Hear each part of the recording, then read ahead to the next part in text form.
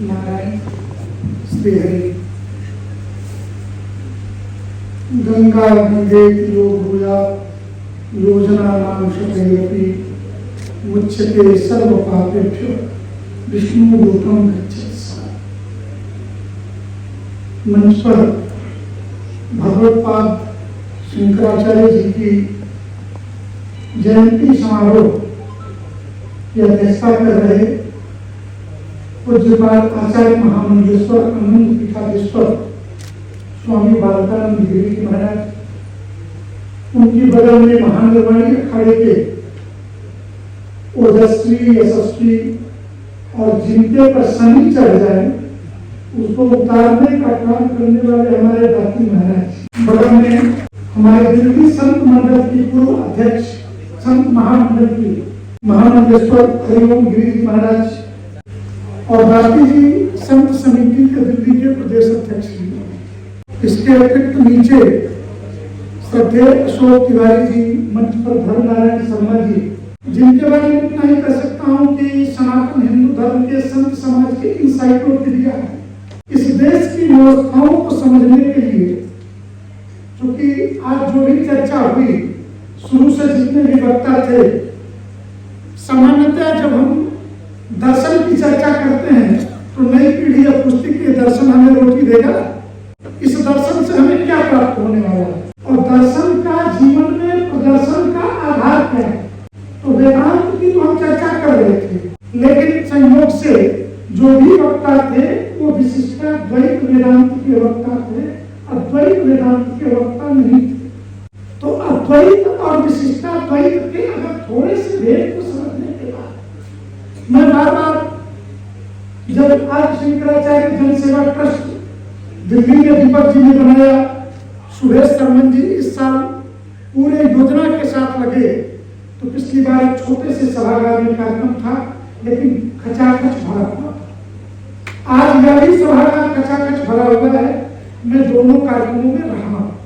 आज दाती महाराज जी अपने सारे शिष्यों के साथ और नीचे भी बैठी हुई विभूतियां, ऐसा नहीं कि मंची व्यवस्था है तो जो नीचे कुछ संत बैठे हैं, ऐसा नहीं कोई छोटा है कोई बड़ा, बस जो बोलने वाले हैं ऊपर से दिख रहे हैं बोलने के लिए बैठे। मैं इस दर्शन की चर्चा के लिए जैसा कि भूमिका बनाने के लिए खड़ा हुआ हूँ ऐसा नहीं, और सिर्फ इतनी सी बात करने के लिए कि भगवत्पाद शंकराचार्य का अवतरण जिस कालखंड में हुआ, इस देश की सबसे बड़ी कैंसर जो है वामपंथियों ने इस देश का कोई ऐसा महापुरुष नहीं, कोई ऐसा दार्शनिक नहीं जिसको विवादित करने का काम नहीं किया। करना तो एक ही बात में होता है, ईसा पूर्व ईसा पश्चात, अर्थात उनके पास कुल मिलाकर के 2000 वर्षों के कालखंड का एक सुई है, जिस सुई से पीछे जाना है, इस सुई के आगे आना है। बोलना तो इतना ही है, फिर बाद में सिद्ध करते रहिए कि नहीं पाए हुए। और एक बहुत अच्छी बात आई कि जब ग्रेगोरियन कैलेंडर आया ही नहीं था तो पूर्व और पश्चात की तुम गणना कैसे करते थे ये बताओ। हमारे पास तो सृष्टि संपत्ति था, हमारे पास तो वर्ष प्रतिपदा थी, और वर्ष की गणना करने के लिए हमारे पास तो और भी प्रमाण थे कि हम कहते हैं कि जीवन शर्ता शतम, अर्थात शरद ऋतु के आधार पर हम गणना कर देते हैं कि इतने शरद ऋतु देखे इसने, इतने बसंत देखे इसने, युवावस्था में इतनी वर्षा ऋतु देखी इसलिए इतने वर्ष के हो गए। तुम्हारी गणना किस आधार पर होती है? तुम्हारे यहाँ तो 6 महीने के दिन और 6 महीने की रात होती है, तो तुम दिन भी नहीं बता सकते, रात भी नहीं बता सकते, और वैज्ञानिक तुम हो। इसलिए जब अद्वैत दर्शन की भगवत्पाद शंकराचार्य के, सिर्फ मैं एक बिंदु की चर्चा करूंगा कि राष्ट्रीय एकता और अखंडता के लिए उनका अवदान क्या है। अभी पीछे के दिनों गुजरात में एक महात्मा जी पहुंचे, उनको तो महात्मा कहेंगे, मुझे शर्मा है कि मैं नाम नहीं दूंगा, लेकिन उन्होंने कहा कि भारत माता अशास्त्रीय है, और ऐसे ही लोगों ने दर्शन दिया था इस देश के प्रौढ़ युवा नेता को, जिसने कहा कि भारत राज्यों का समूह है, ये कोई राष्ट्र नहीं। ये चर्चा हुई थी, और इसी प्रकार की चर्चा एक बार भारत के संसद में प्रारंभ हुई, और सोमनाथ चटर्जी लोकसभा अध्यक्ष थे, नेता विपक्ष थी श्रीमती सुषमा स्वराज जी, लेकिन जब सोमनाथ चटर्जी ने कहा कि भारत कभी राष्ट्र था नहीं, तो दीदी खड़ी हुई, कहा कि सही कहा सोमनाथ जी ने, भारत राष्ट्र नहीं था, इसलिए सुदूर बांग्लादेश पूर्व में पैदा होने वाले अपने औलाद का नाम सुदूर पश्चिम समुद्र के तट पर सोमनाथ मंदिर के नाम पर, बाबा सोमनाथ के नाम पर एक बंगाली माँ ने आपका नाम सोमनाथ चटर्जी कैसे रख दिया? राष्ट्र हो गए उस राज्य जिन लोगों ने कहा कि राज्यों का समूह है, शायद उन्हें वेद के वाक्य वयम राष्ट्र जाग्याम को हिता ये पता नहीं। हम राष्ट्र के जागृत क्यों नहीं है? ये भगवत पाद शंकराचार्य ने हमें बताया। और ऐसा नहीं था कि भगवत पाद शंकराचार्य के पहले सन्यासी नहीं थे, सन्यासी थे, बिखरे हुए थे, परंपरा नहीं थी, अध्ययन करते थे, दर्शन था। और दर्शन की गुणता की जब हम चर्चा करते हैं तो मैं सभी उच्च संतों से एक ही बात कहता हूँ, महाराज 1947 के 14 अगस्त की उस काली रात से पहले भी पाकिस्तान और बांग्लादेश वाले हिस्से में बहुत सारे मठ थे जहाँ वेदांत की चर्चा होती थी। आज कोई बचा नहीं है और वो भी नहीं बचे कि जो अपने को गुरुओं की संतान बताने वाले लोग हैं। और भारत में निहंग के देश में अराजकता तो फैलाते हैं, लेकिन मुख्य ग्रंथी की बेटी का इस्लाम के आतंकवादी अपहरण करके ले जाते हैं तो बोलने की हिम्मत नहीं होती। ऐसी वीरता कहेगी कि काम है। भगवत पाद शंकराचार्य ने उस समय शंखनाद किया, घर वापसी प्रारंभ कराई, अद्वैत के दर्शन में सनातन में विश्वास करना सिखाया। जिस समय 4% सनातनी बचे थे और बाकी पूरा जो सोकाल अखंड भारत जिसको कहते हैं, मैं अखंड और खंड की बात ही नहीं करता, कल को भी आने वाला है। मैं तो इतना ही कहता हूँ उन सबसे कि अगर तुमने पाकिस्तान नहीं बनाए होते और पाकिस्तान बनाए भी तो मंदिर नहीं तोड़े होते, मूर्तियां नहीं तोड़ी होती, शंकराचार्य का अपमान नहीं किया होता, तो आज वहाँ ननकाना साहब गुरुद्वारे जो लोग जा रहे हैं उसका कुछ सूचना है, उनसे कहा जा रहा है कि भाई यहाँ पैसा मत चढ़ाओ, गुरुद्वारे में आ ही रहे तो 10 किलो आटा लेते आओ। जो लोग तो कश्मीर मांगते थे आज वो आटा मांग रहे हैं। इस औकात पे लाके खड़ा कर दिया है वर्तमान की भारत सरकार ने। हमें कुछ चीजों को जो भारत राष्ट्र की कल्पना है, दक्षिण में आचार्य दिए हैं तो उत्तर में अवतार दिए। उत्तर के अवतारों की व्याख्या, उनकी स्तुति, उनके स्त्रोत सारे आचार्य दक्षिण के हैं। भगवत पाद शंकराचार्य हो या रामानुजाचार्य, ये सभी आचार्य और अवतार के बीच की जो कड़ी है वो एक ही शब्द है, वो है राष्ट्र, जो राष्ट्र के होने का पुख्ता प्रमाण देता है। इसलिए हमें इन वामपंथियों के चक्कर में नहीं फंसना। और जो लोग समझा रहे थे ये राज्यों का समूह है, उनको बता दीजिए कि भगवान श्री कृष्ण का महल द्वारिका में समुद्र के अंदर गिरी है और उसी महल में उनका पोता अनिरुद्ध पैदा हुआ। लेकिन सपने में असम के सुदूर हिस्से सोनितपुर के इलाके में सहस्त्राबाहु की पुत्री उषा ने रात में स्वप्न देखा। और जिनको भ्रम है कि चित्रकारी नहीं है, आज अपराधियों के स्केच जो बनाए जाते हैं, रात के सपने के आधार पर उसने अपनी सहेली चित्रलेखा से कहा कि चित्रलेखा, मैंने रात के सपने में एक सुंदर सा राजकुमार देखा। क्या कैसा राजकुमार था? बताती गई और चित्रलेखा स्केच बनाती गई तो बताया भगवान श्री कृष्ण का पोता अनिरुद्ध है। उषा और अनिरुद्ध की कथा सुदूर पूर्व से लेकर के सुदूर पश्चिम द्वारिका तक की, क्या इस राष्ट्र के एक और अखंड होने का प्रमाण नहीं है? क्या जामवंती और रुक्मिणी ये दोनों मणिपुर पूर्वोत्तर भारत के हिस्से से आती है और भगवान श्री कृष्ण के द्वारिका के महल में विराजती थी? क्या इसके राष्ट्र होने का प्रमाण नहीं? ये क्या 1947 के बाद जो लोग राज्यों का समूह बता रहे हैं, ऐसे लोगों को 47 के बाद राज्यों का विलय, ये कहानी जो सुना रहे हैं, ये छोटे छोटे रियासतें थी जिनके विलय हुए थे। लेकिन राष्ट्र एक सांस्कृतिक इकाई, राष्ट्र एक आत्मा है और अद्वैत के आधार पर एक राजनीतिक दर्शन का का चिंतन किया जिनका नाम था पंडित दीनदयाल उपाध्याय। उस दर्शन का नाम था एकात्म मानववाद। और दीनदयाल उपाध्याय जी को जब ग्रंथ लिखने को कहा गया तो कोई ग्रंथ नहीं लिखा, दो छोटी छोटी पुस्तक लिखी। एक का नाम है चंद्रगुप्त और एक का नाम है शंकराचार्य। शंकराचार्य आधुनिक भारत राष्ट्र के अध्यात्म के राजा हैं और चंद्रगुप्त आधुनिक भारत राष्ट्र के राजनीतिक राजा हैं। इसीलिए दो पुस्तकें अध्यात्म के आधार पे राष्ट्र का चिंतन करने की प्रेरणा, एकात्म मानववाद, अद्वैत को राजनीतिक धारा में ढालने का जो काम किया वो अद्वैत वर्सेस एकात्म मानववाद की चर्चा में से आपको मिल जाएगा। आज एकात्म के आधार पर शासन करने वाले नरेंद्र मोदी पिछले 75 वर्षों में जो चर्चा देश में नहीं हुई, श्रद्धेय प्रधानमंत्री को मैं साधुवाद देता हूं। जिस बात की चर्चा हुई, दुनिया की अर्थव्यवस्था किस आधार पर चलती है। एकात्म मानववाद जो पंडित दीनदयाल उपाध्याय के दर्शन की दत्तोपंत ठेंगड़ी जी ने व्याख्या की, उसका आधार क्या था? तो धर्म आधारित अर्थव्यवस्था।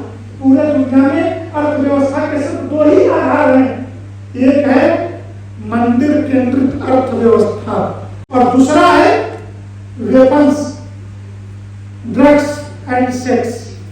दुनिया में वेश्या बाजार खड़े करो, दुनिया में नशीली दवाओं का व्यापार करो और दो देशों को लड़ाने के लिए एक विश्वविद्यालय बनाओ। विश्वविद्यालय में एक कुर्सी बनाओ जहां पे 100 प्रोफेसर चर्चा करेंगे कि इस देश का दुश्मन ये देश कैसे है। हमास ने हमला कर दिया इजराइल पे, इजराइल ने हमास को ठोका, फिलिस्तीन को मिट्टी में मिला दिया, हथियार तो पड़ गए तो अमेरिका कह रहा है हथियार हमसे ले लो, क्योंकि अमेरिका की फैक्ट्री में तो मनुष्यता को मिटाने के लिए हथियार तैयार हो ही गए हैं, क्योंकि उनकी अर्थव्यवस्था का आधार ही है। भारत में अगर पहली जनवरी को पूछ किया जाए कहाँ गए थे, कोई कहा था गोवा, तो युवा पीढ़ी भी मुस्कुरा देती है। अच्छा गोवा गए थे तो गोवा की अर्थव्यवस्था का आधार क्या है? बैंकॉक थाईलैंड की अर्थव्यवस्था का आधार क्या है? वेश्यावृत्ति। अमेरिका के लास वेगास जैसे शहर के अर्थव्यवस्था का आधार क्या है? तो वेश्यावृत्ति। तो जिन लोगों ने दुनिया के अंदर वेश्यावृत्ति, नशीली दवाओं को बेचना, और अगर मणिपुर के जो दंगे हुए और अफगानिस्तान से अमेरिका की सेना वापस चली गई, ये चर्चा भी नहीं होती और आपको पता भी नहीं चलता कि मणिपुर के दंगे का आधार किसी महिला के साथ, ऐसा नहीं तो वहां पहले भी महिलाएं नंगी होती रही, लेकिन मूल में था कि एन बीरेन सिंह एक हिंदू शासक ने, और पहली बार पता चला भला हो मणिपुर के दंगे का, कि हमें पहली बार पता चला कि 43% लोग वहां हिंदू हैं, मैतेई हैं और वैष्णव हैं। अन्यथा हम तो यही जानते थे कि पूर्वोत्तर के 7-8 राज्य, 7 सिस्टर्स जो राज्य हैं, ये ईसाई हो चुके हैं। क्यों? कि पीछे के दिनों वहां पर एक राज्यपाल हिंदू केरल से भेज दिया वो राज्यपाल को, और जब राज्यपाल गए पूरे 3 महीने हड़ताल चली नागालैंड में। चर्च काउंसिल ऑफ नागालैंड ने कहा कि we not accepted Hindu government in Christian state. ये वक्त प्रयोग किया तो कल को जिस जिले में बहुल हो जाएंगे वो कहेंगे we not accepted Hindu DM, Muslim dominated state district and ईसाई डोमिनेटेड डिस्ट्रिक्ट, हम स्वीकार नहीं करेंगे। 3 महीने हड़ताल चली महाराज और चर्च काउंसिल ऑफ नागालैंड ने हड़ताल बुलाई थी। और ऐसी परिस्थितियों में पहली बार इस देश के किसी शासक ने मंदिर केंद्रित अर्थव्यवस्था भी होती है, धर्माचार्य भी उस व्यवस्था के अंग हैं, ये बात बता दी। भारत की अर्थव्यवस्था $3.5 ट्रिलियन की अभी है और 2015 का एक आंकड़ा है कि भारत में 76 लाख करोड़ रुपए का सोना उन्होंने गिनती कराई थी। अकेले पटना स्वामी मंदिर का सोना 5 लाख करोड़ रुपए का। तो एक कांग्रेस के नेता ने ये सुझाव दिए उस सोने की गिनती के बाद कि ये सोना आरबीआई गिरवी रख दे विदेशी बैंक में और इससे पैसा हम उठा करके देश का विकास कर सकते हैं। उस समय सोने का रेट 25,000 रुपए था, अभी 70,000 पार है, 3 गुना है। तो 76 लाख करोड़ का होता है $1 ट्रिलियन। अब उससे ट्रिलियन क्या होता है? एक के आगे 13 जीरो लिख देना 1 ट्रिलियन के लिए। तो $1 ट्रिलियन की अर्थव्यवस्था मंदिर उस समय थी और सोने का अर्थव्यवस्था हो गई 3 अर्थात $3 ट्रिलियन की। अगर एक मंदिर की अर्थव्यवस्था हम जोड़ते तो प्रधानमंत्री $5 ट्रिलियन की अर्थव्यवस्था चाहते और सिर्फ हमारे संत सपोर्ट में खड़े हो गए तो $6.5 ट्रिलियन की अर्थव्यवस्था हो गई। क्यों है? श्री राम जन्मभूमि पर निर्णय सुप्रीम कोर्ट के संविधान में ट्रस्ट बनाने के लिए सुप्रीम कोर्ट ने कहा। भारत के प्रधानमंत्री ने ट्रस्ट की घोषणा की। जिस दिन 5 अगस्त 2020 को भारत के प्रधानमंत्री मंदिर का भूमि पूजन कर रहे थे, उस दिन all India Muslim personal law board ये कह रहा था मंदिर तो बना लो, बचा कर कितने दिन रखा। ये ट्वीट है उनके ब्लू टिक के हैंडल से। संतों को यहाँ सोचना है, कार्यकर्ताओं को यहाँ सोचना है कि भगवत पाद शंकराचार्य ने क्या दिया 2500 साल पहले। और इतना ही चैलेंज नहीं किया। अभी 3 दिन पहले, 2 दिन नहीं बीत रहे हैं, 2 दिन पहले की घटना है। कांग्रेस के महाराष्ट्र के प्रदेश अध्यक्ष नाना पटोले ने कहा कि अगर इंडी गठबंधन सत्ता में आया तो हम राम मंदिर के गर्भगृह से उस मूर्ति को हटवा करके विग्रह को और वहां पर राम दरबार लगाएंगे। ये अधिकृत उसका बयान आया। इंडी गठबंधन सत्ता में आया और वो मंदिर अपवित्र है। किसे अपवित्र कह रहे हो? भगवान रामलला ने कौन कितना योग्य है ये हम नहीं जानते, लेकिन इतना हम जरूर जानते हैं कि भगवान रामलला ने जिन हाथों से श्री राम जन्मभूमि पर 500 वर्षों के संघर्ष के परिणाम स्वरूप श्री राम जन्मभूमि के मंदिर के प्राण प्रतिष्ठा का अवसर प्रदान किया है, वो सारे हाथ हमारे लिए पूज्य है। वो सब दुनिया में सबसे पवित्र हाथ है हमारे। देश के सशस्त्र 4000 संतों के सामने देश के प्रधानमंत्री ने मंदिर की प्राण प्रतिष्ठा, ज्योतिष पीठा विश्व जगत गुरु शंकराचार्य स्वामी वासुदेवानंद जी, नृत्य गोपाल दास जी, युग पुरुष परमानंद जी गर्भगृह में बैठ करके पूज्यपाल बालकानंद जी के पुत्र हैं युग पुरुष जी, गर्भगृह में बैठ करके प्राण प्रतिष्ठा कराई। आचार्य विश्वेश्वर त्रिवेणी शास्त्री, गणेश्वर त्रिवेणी शास्त्री इस मंदिर की प्राण प्रतिष्ठा और वहां पर साक्षी के लिए श्री काशी बुद्ध परिषद के विद्वान बैठे थे। ये सारे लोग अपवित्र हैं और इटालियन बटालियन के चेले ये सारे पवित्र बनते हैं और ये लोग बताते हैं कि भारत माता अशास्त्रीय है। तो अथर्ववेद के सूत्र का फिर क्या होगा कि पुत्रों हम माता पृथ्व्या। इस सूत्र का क्या होगा? यह पुत्र है और पृथ्वी हमारी माता है। यही तो भारत माता है। और भारत शब्द के पीछे जो भी कारण है उसमें मतलब सिर्फ इतना ही आपको मूल विषय बता रहा हूं कि भगवत पाद शंकराचार्य ने इस देश के मंदिर केंद्रित अर्थव्यवस्था के लिए उसी समय की। और मैं आज दावे से कहता हूं श्री राम जन्मभूमि के प्राण प्रतिष्ठा के 1 सप्ताह के कार्यक्रम से इस देश ने 1,30,000 करोड़ का व्यवसाय किया। 13 दिसंबर 2021 को काशी विश्वनाथ मंदिर 2200 वर्ग फीट में बना हुआ था, 5 लाख वर्ग फीट में बदल दिया गया। इसके बाद काशी में जो लोग आए 13 करोड़ लोग 2 साल में आए। मैं मानता हूं 3 करोड़ लोग ऐसे हैं जो बार-बार आए हैं 2 सालों में, लेकिन 10 करोड़ लोग तो एक ही बार में आए हैं और 5 करोड़ लोग 1 साल में आए हैं। तो औसत 1.5 से 2 लाख लोग काशी पढ़ते आए हैं। अभी इस बार रंगभरी एकादशी के दिन 11 लाख लोग एक दिन में विश्वनाथ जी का दर्शन किए। और ये लोग जो आए वो बैलगाड़ी से आए थे क्या? डीजल पेट्रोल खरीदा भराया, बस से आए, ट्रेन से आए, हवाई जहाज से आए, रेल से आए। क्या सरकार को टैक्स नहीं दिया या पेट्रोल डीजल पर जीएसटी नहीं दिया? बाकी टैक्स जितने प्रकार के नहीं दिए। काशी आए, गंगा नहाए, मछुआरों को भी पैसा दिया, नाव पर घूमे। हमने ब्राह्मणों की दक्षिणा तो थोड़ी दी, लेकिन माली को फूल माला जिसकी दुकानें थी फूल माला खरीदे, प्रसाद खरीदे हलवाई की दुकान से, और मुसलमानों ने जो बनारसी साड़ियां बनाई थी वो भी खरीदी। अकेले वाराणसी की अर्थव्यवस्था 25,000 करोड़ 2 वर्षों में बूम कर गई। 2 लाख से ज्यादा लोग अयोध्या नहीं जाते थे।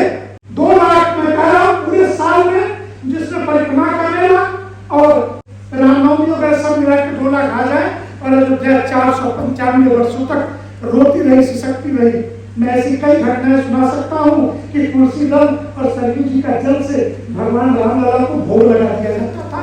साधु के पास रात को खाने के लिए अन्न उस अयोध्या के मठ और मंदिरों में नहीं होता। अशोक तिवारी जी बैठे हैं, पूछिए कभी भूख लग गई आंदोलन के दौरान और किसी दुकान पे पहुंच गए, हमारे पास तो पैसा है लेकिन जो पकौड़ी या चाय बना सकता है वो हमसे पहले पैसा लेता था, फिर दूध चीनी खरीद के लाता था, स्टोव में पाइप मारता था। ऐसी सिसकती रोती अयोध्या।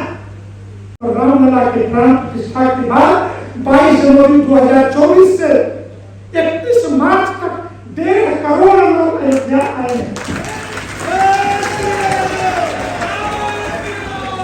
क्या अयोध्या में वो सिर्फ रामधन भूमि गए, हनुमानगढ़ी भी गए हैं, दशरथ महल भी गए हैं, कनक भवन भी गए हैं, अयोध्या में भोजन किया है, प्लेन से आए हैं, भाड़ा दिया है। और अयोध्या में रामलला का मंदिर स्थापित होने के साथ अयोध्या जाने वाली सारी सिंगल रोड हमने तब भी देखी है। मेरा जन्म स्थान कुशीनगर जिले का है, पुराने देवरिया।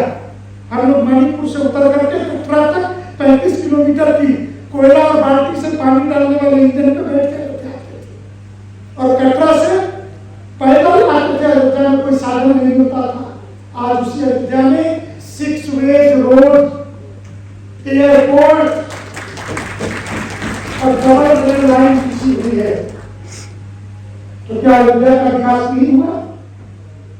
किसी को अर्थव्यवस्था नहीं दिखती है, उसकी आंखें फूटी हुई है, उसका इलाज नहीं है। मैं एक ही बात कहता हूँ, किसी भी एक राज्य का मंदिर होगा तो पूरे राज्य का पेट पाल सकता है, लेकिन अपने मंदिर से अगर हम जम्मू कश्मीर में अमरनाथ की यात्रा और वैष्णो देवी की यात्रा से वहाँ के 70% मुसलमानों का पेट पाल सकते हैं, तो अपने हिंदू राज्यों में हिंदुओं का पेट कैसे नहीं पाल सकते? इस मंदिर केंद्रित अर्थव्यवस्था की तरफ अगर लौटाने का किसी को श्रेय जाता है तो एकात्म मानव दर्शन के आधार पे श्रद्धेय नरेंद्र मोदी को इसका श्रेय करना पड़ेगा कि असम में सुदूर पूर्व मां कामाख्या का मंदिर हो या समुद्र के किनारे सोमनाथ से लेकर के पावागढ़ में महाकाली का मंदिर हो। इस देश में तो छोड़िए, बांग्लादेश के अंदर ढाका में 3 दिन पहले की भी फोटो आई थी उस शक्तिपीठ की, और जिस दिन नरेंद्र मोदी गए उस दिन की भी तस्वीर आई कि कैसे मैया का मंदिर सजा दिया गया। हमने से कितने को पता है कि बांग्लादेश के अंदर हमारे 4 शक्तिपीठ है, 4 उपपीठ है और 10% जो हिंदू है वो बहुत आक्रामक है, अपने धर्म के प्रति लड़ने वाले। लेकिन हमें से कितने से सब बांग्लादेश यात्रा करते हैं। संतों के बुलाने पर भी हम सोचेंगे दक्षिणा में तो जाए, कैसे बचेगा? कैसे अखंड भारत बनाने का सपना हमने भगवान शंकराचार्य के उस सपने को कैसे साकार करें? और हिंगलाज भवानी का एक शक्तिपीठ पाकिस्तान में है और इस समय पीओके के अंदर जिस तरीके का उपद्रव चल रहा है, भगवान परमात्मा की और भगवान शंकराचार्य की इच्छा हुई तो मुझे लगता है चुनाव पूर्व होने से पहले जम्मू कश्मीर तो अखंड हो ही जाएगा। और आज कल परसों की घटना बता रहा हूँ, पाकिस्तान के एक मेजर को पटक करके पीओके पे मुसलमानों ने ही कूटा और कूटने के बाद उनके सेना वालों ने कहा कि जान छोड़ दो इनकी, तो कहा एक शर्त है कि ये अपना सलवार उतारे। पाकिस्तानी सैनिक पैंट नहीं, वो पाकिस्तान वाले सलवार पहनते हैं। सलवार उतार के नंगे गए और वह चौराहे पर उनकी सलवार टांग दी है और उन्हें सेना को पाकिस्तान के चुनौती दे दी है, यह सलवार उतार के लेकर यही तुम्हारी इच्छा। चल रहे हैं, लेकिन भगवत्पाद शंकराचार्य ने जिन चीजों को देखा था कि भगवत्पाद शंकराचार्य के मैं संतों के बीच भी आज उनका जन्मदिन है, इसलिए इस बात को कह रहा हूँ कि हमारे अखाड़ों की रचना जिस प्रकार हुई थी, कभी लगता है कि उस रास्ते से भटक गए। रामानंदाचार्य ने कहा कि जात पात पूछे नहीं कोई, हरि के भजे सो हरि के होई, और लोगों ने कहा अस्पृश्यता, तो अस्पृश्यता शास्त्रीय शब्द था शास्त्रों में होता तो काशी में जिस समय गंगा नहा के आ रहे थे शंकराचार्य जी, जब दो सामने पड़ा तो उनके शिष्यों ने कहा कि दूर हट गए शूद्र। कहा किसको कहा निरक्षर और शूद्र? कौन दूर हटे, शरीर या आत्मा? पेट की बात कर रहे हो क्या? तुम्हारे ऊपर पड़ने वाला सूर्य का प्रकाश, गंगा जी में पड़ने वाला सूर्य का प्रकाश और मेरे ऊपर पड़ने वाले सूर्य के प्रकाश में कोई भेद है? भगवत पाद शंकराचार्य ने पावन कर दिए और ऐसा कहते हैं कि साक्षात शंकर ही अद्वैत का ज्ञान देने के लिए काशी की उस धरती पर दो के रूप में प्रकट हुए और यह बताया। लेकिन आज हमारा तो भाग्य है कि हम महामंडलेश्वर और जगत गुरु जो अधिकार नहीं है घोषित करने का, वो घोषित करते हुए यह बता रहे हैं कि ये फला जाति के हैं। अरे संत हो गए तो जाति क्या, और जाति बची गई तो काहे का संत कहलाई? अगर उसके मन में जाति बची गई, अभी तक तो हम नहीं जानते कि मंच पर बैठे हुए संत किस मां की पवित्र कोख से पैदा होकर के बीजा होकर के आए हैं। लेकिन जिस दिन आप अभिषेक करते हुए यह बता रहे हैं कि ये फला जाति के हैं, इसके बाद से बुलाने वाला तो 10 बार विचार करेगा किसको बुलाए कि नहीं बुलाए। ये तो हमारी व्यवस्था न थी और फिर हम उस अस्पृश्यता के मूल दोष को जीवित कर रहे हैं जो हमारे लिए शास्त्र सम्मत नहीं है। तो भगवत पाद शंकराचार्य जी के आज इस जन्म जयंती के अवसर पर 2581 81 है, पक्की गणना करके रखो। वामपंथियों के चक्कर में हमें नहीं पड़ना कि पीछे के दिनों लगातार राजनीति में कुछ चर्चाएं चल रही हैं। देश के प्रधानमंत्री श्री राम जन्मभूमि पर राम मंदिर निर्माण कराने के कारण कुछ लोगों को लग रहा है हिंदू समाज को हमारा काम पूरा हो गया।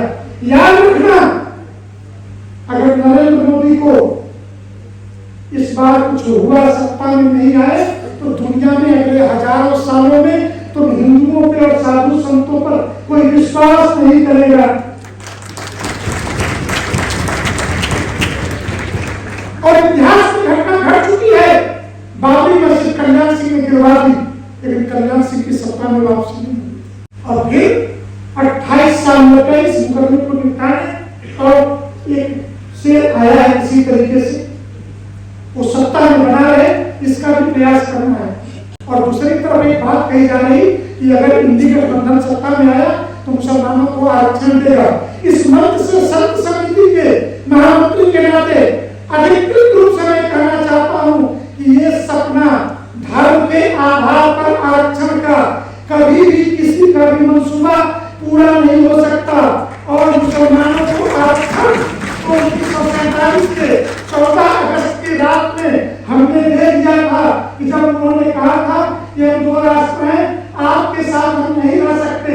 जिन्हें जाना था वो उस समय भी गए और आज भी जिनको लगता है कि हम मुसलमान हैं इसलिए हमें आरक्षण चाहिए, उनके लिए अटारी बॉर्डर, श्याम सिंह अटारी के नाम पर जो अटारी बॉर्डर है वो खुला हुआ है, उनके लिए आरक्षित विभाग है। तो यहाँ से निकल रहे जिनको भी मुस्लिम के नाम पे आरक्षण चाहिए।